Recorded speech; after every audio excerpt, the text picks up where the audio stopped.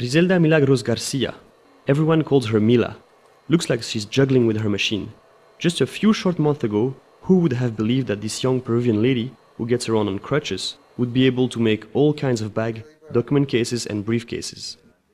How on earth do I use a sewing machine? The day I sat down at one, I said to myself, I'll never be able to use this thing. But unconsciously, I was telling myself, just try it. If you can't do it, no problem. At least you'll have tried, but don't just sit there wondering if you can. Mila and 30 other members of TRINO, an association for disabled individuals, took a technical training course provided by the municipal authorities of Villa El Salvador, on the outskirts of the Peruvian capital. In this outlying district, one of the poorest in the Lima area, the home sewing class was too good to pass up. Elojo Jojo Gonzalez, president and founder of TRINO, is all too aware of what this means. In our view, the only way for us disabled people to make a living is to create our own jobs. In addition to the sewing workshop TRINO, which has nearly 150 local members who have physical, mental or sensory handicap, also organizes sporting and public events to raise awareness about the need to acknowledge disabled individuals. González knew how important it was to join the Union for Disabled Workers, the Sindicato Nacional Unitario de Trabajadores con Discapacidad, SINUTRADIS, which is in turn an affiliated with CUT. When organizations present themselves individually, they are not heard. In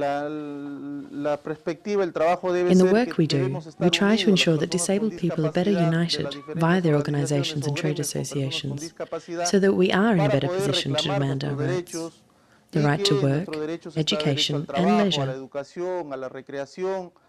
I believe that we need to close ranks and join forces if we are to achieve these goals. In Peru, legislative advances are evidence of a positive trend in incorporating disabled individuals into the workforce. One of the laws promulgated aimed to set aside 3% of jobs in public and private companies for the disabled. Unfortunately, enforcement leaves a lot to be desired. Due to lack of access to appropriate education and suitable transport, disabled Peruvians are often excluded from decently paid jobs. How can you get to work on time if public buses refuse to give disabled individuals the extra time that they need to actually get on the bus? Mila, whose brother was born with the same handicap, does not let herself get discouraged by these obstacles.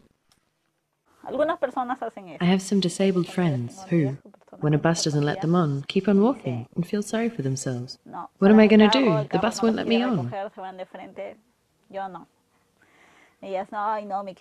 But that's not what I do. I take a different approach.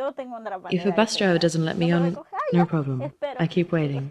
The next one will pick me up. Or the one after that. Yes, I have to leave home a bit earlier. But one way or another, I get where I'm going. For each rucksack sold for 17 Peruvian sol, the equivalent of €4, the disabled worker who made it get 1 sol.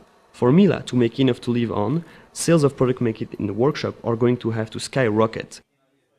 But to make that happen, extra sewing machines are needed as well as expert advice. Around 30 people have been trained, but only 2 can work at the same time because there are not enough machines to go around.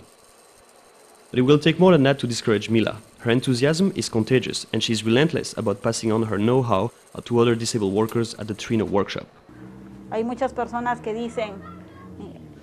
Many people say the disabled can't do much, but we show them that's simply not true.